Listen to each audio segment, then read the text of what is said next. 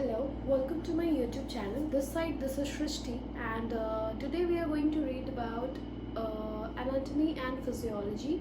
In anatomy and physiology, we will be reading about excretory system, which is also known as renal system.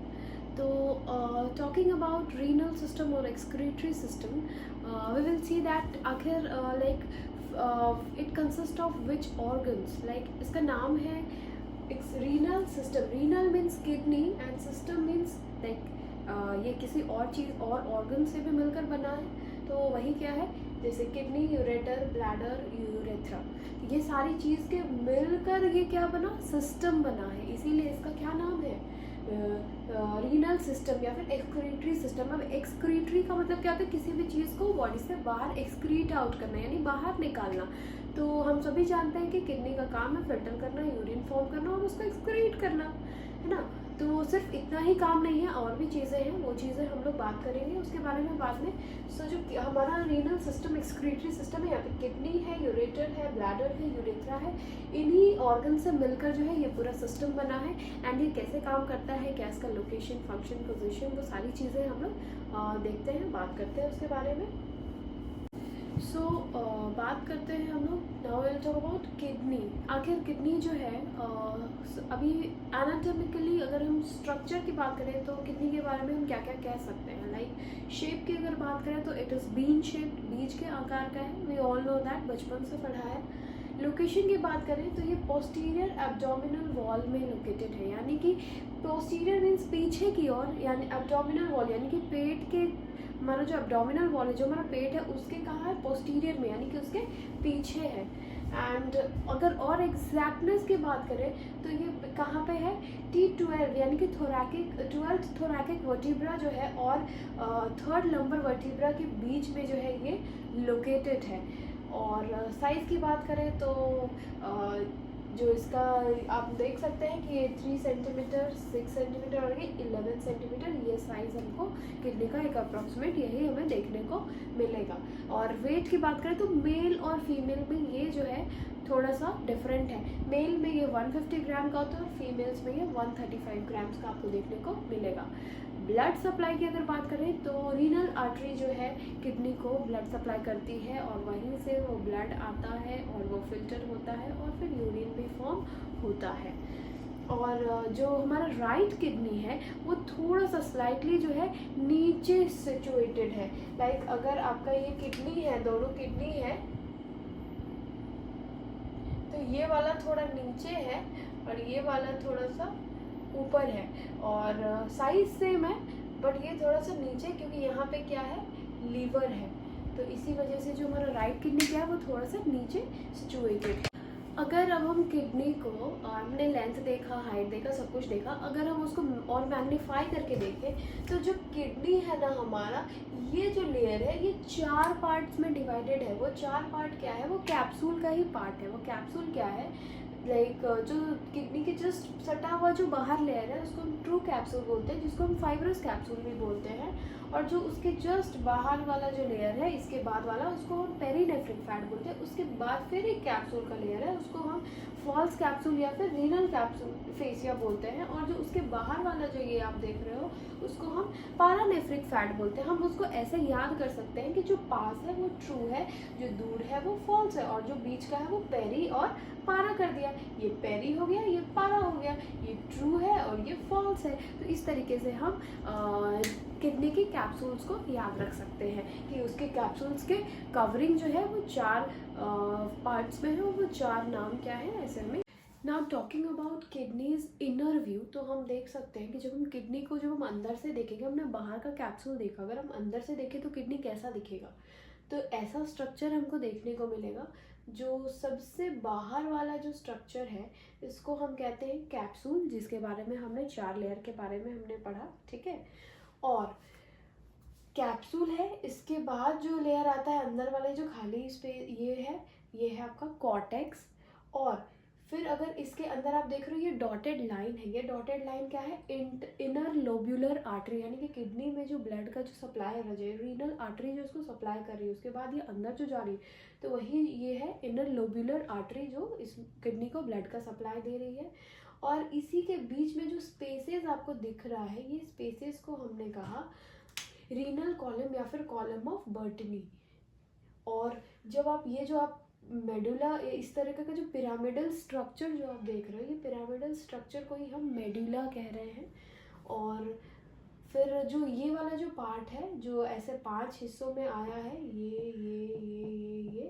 ये सारे ये जो है आपके माइनर कैलिक्स हैं, माइनर कैलिक्स। और यही जो ये बड़ा यहाँ पे जो आके मिले हैं, तो इसको हमने कहा मेजर कैलिक्स। और जो ये है रीनल पेल्विस का पार्ट है, और यहाँ पे इसको हम हाइलम कहते हैं, क्योंकि यहाँ पे क्या है, ब्रांच ऑफ आर्टरीज वेन्स जो भी वहाँ से पास हो रही है, इसीलिए उसका नाम हाइलम है।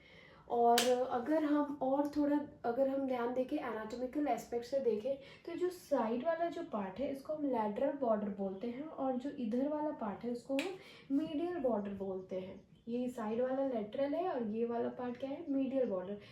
ऊपर वाला जो सरफेस है उसको अपर पोल बोल रहे हैं, जो लोअर का है उसको लोअर पोल बोल रहे हैं, और जो आगे की ओर है उसको एंटीरियर सरफेस बोल रहे हैं, और जो पीछे की ओर है उसको हम क्या कहेंगे, पोस्टीरियर सरफेस।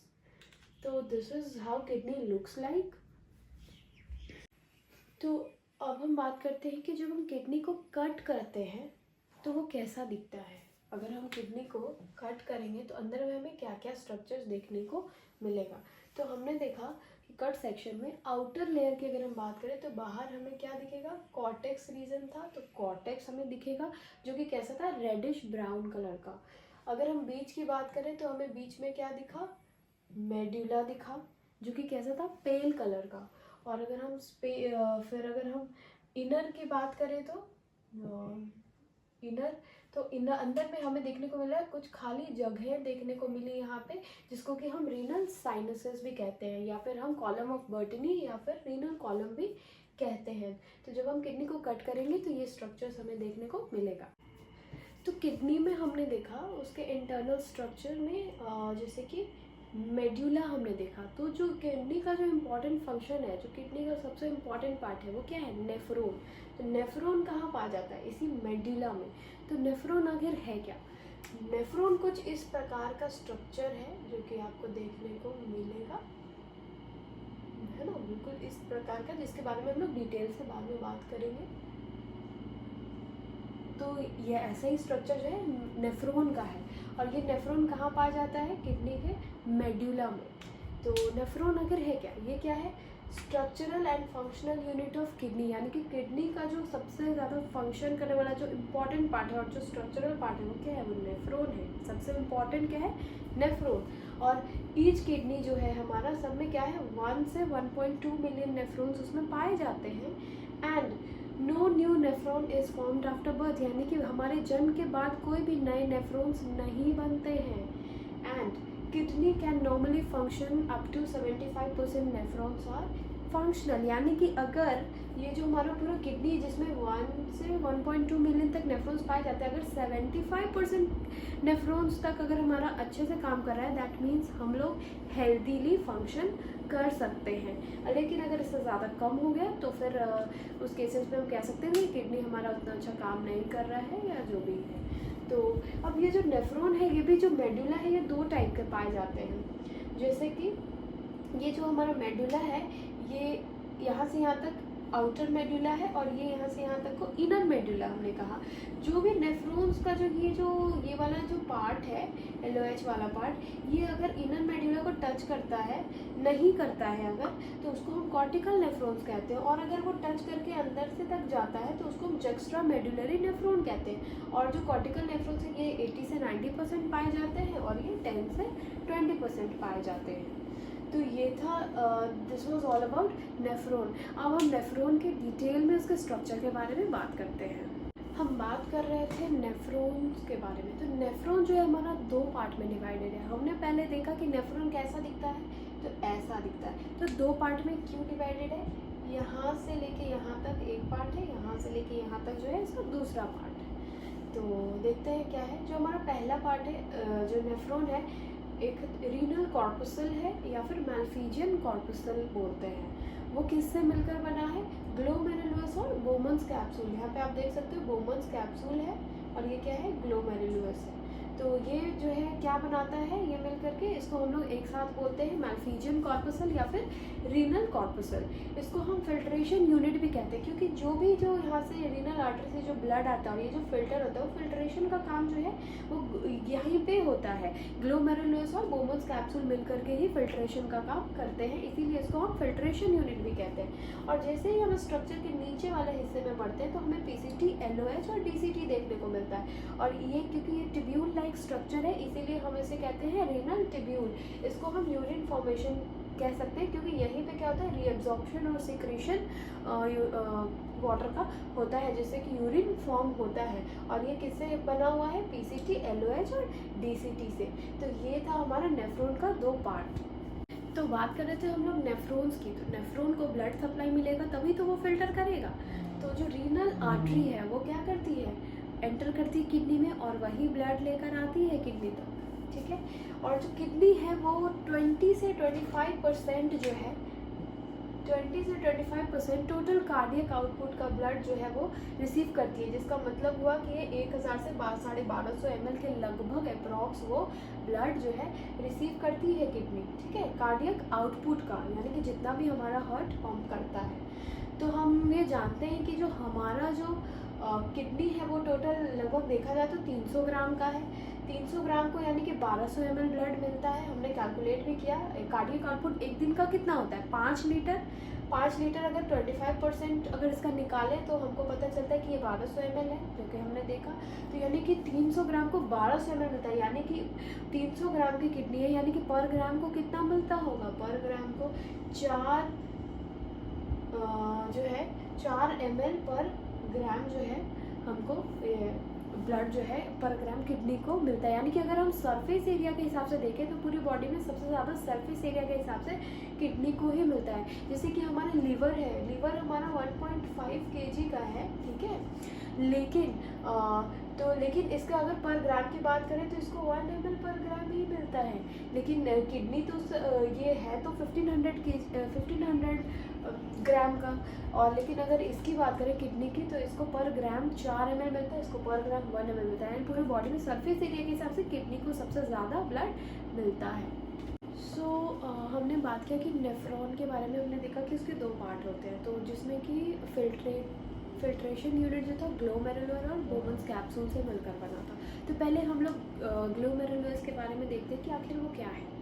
तो ग्लोमेरुलस क्या है, एक टफ्ट ऑफ कैपिलरीज है which is attached to afferent arteriole at one end and efferent arteriole at another end. तो हमने एक स्ट्रक्चर देखा था जिसमें कि क्या है, इधर से एक आ रहा है और इधर से जा रहा है, और यहाँ पे क्या है, बोमन्स कैप्सूल है। जो आ रहा है जिधर से उसको हम कहते हैं एफरेंट आर्ट्रियोल, और जिधर से ब्लड जा रहा है उसको कहते हैं इफरेंट आर्ट्रियोल। ऐसे याद रखना है, ए पहले आता है इसलिए ए से आता है, ए फॉर आता, ए से आ रहा है इसलिए वो एफरेंट आर्ट्रियोल, और इफरेंट से जा रहा है तो ई बाद में आता है इसलिए इफरेंट आर्ट्रियोल। ये ठीक है, ये इतने से हमें जानना है। तो ग्लोमेरुलर क्या है, बहुत सारी कैपिलरीज का एक गुच्छा बनकर जो है हमारी नेफ्रॉन्स में जो है ये आता है। लाइक ये ग्लोमेरुलर क्या है, बहुत सारे कैपिलरीज का क्या है, एक गुच्छा है, टफ्ट है, जो कि जो है एफरेंट आर्ट्रियोल के तरफ, उनके नाम से यहाँ से एंटर करता है, और इफरेंट आर्ट्रियोल बन के ये क्या होता है, वहाँ उस जगह को लीव कर देता है, यानी कि छोड़ देता है। और हम देख रहे हैं कि ये जो कैपिलरीज होती है ये नॉर्मल कैपिलरीज नहीं होती, ये फेनेस्ट्रेटेड होती है। इसका मतलब क्या है कि हमारा जो बॉडी है, जैसे हमारा ब्लड वेसल है, तो ब्लड वेसल की अंदर की एपिथेलियम कैसी है, बिल्कुल नॉर्मल है, एकदम ऐसे एकदम स्मूथ सरफेस है अंदर का। लेकिन जो ये वाली जो कैपिलरीज है इसकी कैपिलरीज ऐसी है, दूर दूर से है, ताकि इसी को हम क्या बोलते हैं, फेनेस्ट्रेटेड कैपिलरीज। ये फेनेस्ट्रेटेड क्यों, क्योंकि हम सभी जान रहे हैं यहाँ पे ही क्या हो रहा है, फिल्ट्रेशन हो रहा है। तो यहाँ पे छन्ने जैसा आकार का बना रहेगा तभी तो कुछ फिल्टर होगा। तो इसीलिए ये क्या, आपकी कैपिलरीज कैसी है, फेनेस्ट्रेटेड कैपिलरीज। और इस कैपिलरी से क्या आता है, बिल्कुल पार्ट ऑफ प्लाज्मा फिल्टर, और इसमें जो है कुछ पार्ट प्लाज्मा का ही कुछ पार्ट जो है फिल्टर हो पाता है, यानी कि आरबीसी, ये जो भी हमारा यहाँ पे फिल्टर हुआ इसमें प्लाज्मा का ही कुछ पार्ट फिल्टर हो पाता है। और plasma protein can not pass due to its larger size, यानी कि जो हमारे आरबीसी है या कोई भी ब्लड सेल्स है, डब्ल्यूबीसी, प्लेटलेट्स ये सब पास नहीं होते हैं और इसके साथ प्लाज्मा प्रोटीन भी पास नहीं होता है। लेकिन प्लाज्मा प्रोटीन के अलावा प्लाज्मा का जितना भी पार्ट है वो सारा जो है फिल्टर होकर यहाँ पे आ जाता है। और जो भी चीज़ें यहाँ पे फिल्टर होकर आती है उस फिल्टर को हम लोग कहते हैं ट्यूबुलर फ्लूइड या फिर ग्लोमेरुलर फ्लूइड, यानी कि फिल्टर्ड फ्लूइड जो है उसको हमने क्या नाम दिया, ट्यूबुलर फ्लूइड या फिर ग्लोमेरुलर फ्लूइड। और ये जो ट्यूबुलर फ्लूइड है, क्योंकि हमने देखा कि यहाँ पे आरबीसी, डब्ल्यूबीसी, प्लेटलेट्स या ब्लड सेल्स जो भी है, क्योंकि इसकी साइज़ बड़ी है और प्लाज्मा प्रोटीन इसकी साइज़ बड़ी है, तो ये फिल्टर नहीं हो रहा है। तो यहाँ पे जो भी फिल्टर हुआ ये मेजरली है क्या, प्लाज्मा ही है। लेकिन इसमें प्लाज्मा में सिर्फ क्या नहीं है, प्लाज्मा प्रोटीन नहीं है। तो ये कहीं ना कहीं इसका कॉम्पोजिशन प्लाज्मा से सिमिलर है, एक्सेप्ट प्लाज्मा प्रोटीन, इसमें प्लाज्मा की सारी चीज़ें मौजूद हैं। और जो ग्लोमेरुलर कैपिलरी है, यहाँ पे एक प्रेशर बनता है जो कि 50 mmHg का है। अब वो क्यों होता है, वो इसलिए होता है क्योंकि जो डायमीटर है एफरेंट आर्ट्रियोल का वो ज़्यादा है। जो एफरेंट आर्ट्रियोल है यहाँ की डायमीटर ज़्यादा होती है और जो निकलने वाले जो आर्ट्रियोल है इसकी डायमीटर बहुत कम होती है, जिसकी वजह से क्या होता है कि प्रेशर कहीं ना कहीं क्रिएट होता है जो कि 50 mmHg का होता है। अब जैसे कि इतना अगर ब्लड आ रहा है, इतना ज़्यादा ब्लड आ रहा है, अगर एग्जिट पाथवे अगर छोटा है तो कहीं ना कहीं क्या होगा कि प्रेशर क्रिएट होगा और ज़्यादा से ज़्यादा फिल्ट्रेट हो पाएगा या फिल्टर हो पाएगा। तो इसीलिए जो है ये है ग्लोमेरुलस, जिस तरीके से ये काम करती है, फिल्ट्रेशन में हेल्प करती है। और so after glomerulus we will see about Bowman's capsule. अब बोमन्स कैप्सूल क्या है, तो बोमन्स कैप्सूल क्या है, एकदम एक फ्लैट एंड वाला broad flat end blind end structure है, यानी कि बिल्कुल आप देख सकते हो एकदम फ्लैट एंड जैसा ब्लाइंड स्ट्रक्चर है। और ये क्या करता है, ग्लोमेरुलाई को ये क्या करता है, पकड़ के रखता है, एनक्लोज करके रखता है, यानी कि चारों तरफ से घेर के रखता है। और ये क्या करता है, ये इतना ब्रॉड सरफेस है इसका, ताकि इससे क्या हो, जो हमारा फिल्ट्रेशन हो, फिल्ट्रेशन के लिए ये सरफेस एरिया को क्या करता है, इंक्रीज करके देता है, ताकि जितना ज़्यादा सरफेस एरिया देगा उतना ज़्यादा फिल्ट्रेशन होगा। करेक्ट, वही चीज़ है। और दूसरा क्या है कि इसके 2 लेयर्स हैं, ठीक है। और जो यहाँ वाला जो पार्ट है इसको हम क्या बोलते हैं, फूड पैलेट्स या फिर पोडोसाइट्स बोलते हैं। और यही क्या करता है, फिल्ट्रेशन के सरफेस एरिया को इंक्रीज करता है, फिल्ट्रेशन में हेल्प करता है, ठीक है। और जो इसके जो 2 लेयर्स हैं, एक है बाहर का लेयर, एक है अंदर का लेयर। तो अगर बाहर के लेयर की बात करें तो जो बाहर वाला लेयर है ये क्या है, कहीं ना कहीं ये जो विसरल लेयर है यही कंटिन्यू होकर बाहर आया है, उसी को हम क्या कहते हैं, जो कि बाद में क्या बन जाता है, ट्यूब्यूल्स बन जाता है, जो कि हमने पीसीटी, डीसीटी, एलओएच देखा, वही ट्यूब्यूल बन जाता है। और जो इनर का लेयर है, अंदर का, ये क्या है, ये ग्लोमेरुलस से कंटैक्ट में रहता है और इसमें फूड पैलेट्स भी देखे जाते हैं, है ना। इनर लेयर में ही फूड प्लेट्स पाए जाते हैं और यही क्या करते हैं, सरफेस एरिया को इंक्रीज करते हैं फिल्ट्रेशन के लिए। और दूसरा यही इनर लेयर ही बाहर क्या रहता है, पेराइटल लेयर कंटिन्यू हो जाता है और बाहर चल के पेराइटल लेयर बन जाता है, ठीक है। तो ये था हमारा बोमन्स कैप्सूल का स्ट्रक्चर। हमने देखा कि फिल्ट्रेशन यूनिट का स्ट्रक्चर कैसा था, जिसमें कि ग्लोमेरुलस और बोमन्स कैप्सूल था। तो अब हम बात करते हैं कि फिल्ट्रेशन हुआ कि यूरिन फॉर्मेशन होता कैसे है। तो हम देखते जाएंगे कि स्ट्रक्चर बाय स्ट्रक्चर वो कैसे क्या होता है। तो यूरिन का जो फॉर्मेशन है क्या है, it is a process by which waste product of plasma are excreted out of body. इसका मतलब क्या हुआ कि जो हमारा प्लाज्मा है, प्लाज्मा में जो भी वेस्ट प्रोडक्ट है जो हमारे बॉडी के यूज़ में नहीं आने वाला है, वही वेस्ट प्रोडक्ट ही एक्सक्रीट आउट होता है। यानी कि जितनी भी ज़रूरत की चीज़ें हैं वो हमारा बॉडी रिटेन कर लेता है और जो भी एक्सक्रीटरी यानी कि वेस्ट प्रोडक्ट है उसको हमारा बॉडी क्या करता है, एक्सक्रीट आउट कर देता है। तो ये जो यूरिन फॉर्मेशन है ये 3 स्टेज में होता है। पहला होता है glomerular filtration, tubular reabsorption, tubular secretion. तो बात अगर ग्लोमेरुलर की होती है तो अभी जो हमने डिटेल में देखा ग्लोमेरुलर और बोमन्स कैप्सूल के बारे में, तो देखते हैं कि कैसे फिल्ट्रेशन होता है, क्या क्या चीज़ें हैं, ठीक है। तो यूरिन का जो फॉर्मेशन है यही 3 स्टेज में होता है। अब हम लोग समझते हैं कि कैसे फॉर्म हो। तो हम बात कर रहे थे ग्लोमेरुलर फिल्ट्रेशन की। तो हम सभी जानते हैं जो ग्लोमेरुलर से जो बोमन्स कैप्सूल में जो ब्लड है वो फिल्टर हुआ, यानी कि जो भी प्लाज्मा का पार्ट है, एक्सेप्ट प्लाज्मा प्रोटीन वही क्या है जो फिल्ट्रेशन का जो प्रोसेस था उसी को हमने कहा glomerular filtration, filtration from glomeruli to Bowman's capsule. लेकिन अब वो जो फिल्टर हो रहा है उसका भी एक रफ्तार होगा ना, जिस रफ्तार से वो फिल्टर हो रहा है, तो वो है 125 ml पर मिनट। तो यानी कि the rate at which filtration is formed in all the nephrons of both kidney, यानी कि ये जो पूरे दोनों किडनी है जिस रफ्तार से उसमें सारे नेफ्रॉन्स में ब्लड फ्लो हो रही है ना, उसको हम कहते हैं क्या, इज कॉल्ड GFR, यानी कि ग्लोमेरुलर फिल्ट्रेशन रेट। और अगर GFR की बात करें तो ये क्या है, GFR हमारा 125 ml पर मिनट, ठीक है। इस रफ्तार से ब्लड फ्लो होती है। तब जाके अगर एक दिन की बात करें तो 180 लीटर यूरिन जो है फॉर्म हो जाता है। लेकिन क्या 180 लीटर हम एक्सक्रीट करते हैं? नहीं, क्योंकि अगर हम इतना एक्सक्रीट करेंगे तो हम तो हाइपोवॉलेमिया के शिकार हो जाएंगे, हम तो शॉक में चले जाएंगे। नहीं, हमारा बॉडी सिर्फ 1.5 से 2 लीटर ही एक्सक्रीट करता है। बाकी सारा जो है, हमने 3 स्टेज देखा था यूरिन फॉर्मेशन का, ग्लोमेरुलर फिल्ट्रेशन, दूसरा क्या था, रीअब्जॉर्प्शन और सिक्रीशन। तो बाकी जो है रीअब्जॉर्ब हो जाता है, तब जाके ये हमारा 1.5 से 2 लीटर हम एक्सक्रीट करते हैं। लेकिन बात जब अभी ग्लोमेरुलर फिल्ट्रेशन की हो रही है तो अब हम ये जानेंगे कि वो कौन कौन से फैक्टर्स है। अब उसकी रफ्तार को कई बार ऐसा भी तो होता होगा हमेशा कि किसी रीज़न से घट जाती होगी, बढ़ जाती होगी, तो उसके बारे में हम बात कर रहे हैं फैक्टर्स, लाइक वो कौन कौन से फैक्टर्स हैं जो ग्लोमेरुलर फिल्ट्रेशन रेट जो कि 125 ml पर मिनट था उसको अफेक्ट कर रहा है। किसकी वजह से? वो कौन कौन से प्रेशर उस पर लग रहे हैं। तो सबसे पहले हम देखते हैं ग्लोमेरुलाई कैपिलरी प्रेशर। हमें पता है ये क्या है, हमारा ग्लोमेरुलस है, एफरेंट आर्ट्रियोल आया, इफरेंट आर्ट्रियोल, और ये हमारा बोमन्स कैप्सूल है, ठीक है। अब हम क्या देख रहे हैं कि यहाँ पे जो ग्लोमेरुलर प्रेशर है, अब जिस प्रेशर से ब्लड आएगा और जैसे कि ये इधर नहीं जा रहा है, कहीं ना कहीं जो है, तो कैपिलरीज में प्रेशर तो जनरेट होगा, आ रहा है तेज रफ्तार से, लाइक ओपन खुल, ये ज़्यादा वाइड है, लेकिन जा रहा है धीरे, ये कम है और ये ज़्यादा है, तो ये प्रेशर तो डेवलप करेगा। तो जिस प्रेशर से कैपिलरी यहाँ से यहाँ तक पास कर पाएगी उसी को हम कहते हैं ग्लोमेरुलाई कैपिलरी प्रेशर, जो कि क्या हो, कितना होता है, 50 mmHg। यानी कि जितना ज़्यादा प्रेशर होगा उतना ज़्यादा फिल्ट्रेशन होगा, है ना। जितना ज़्यादा प्रेशर बनेगा उतना ही ज़्यादा फिल्टर होगा ना। अगर प्रेशर ही नहीं बनेगा तो फिल्टर होगा क्या? नहीं।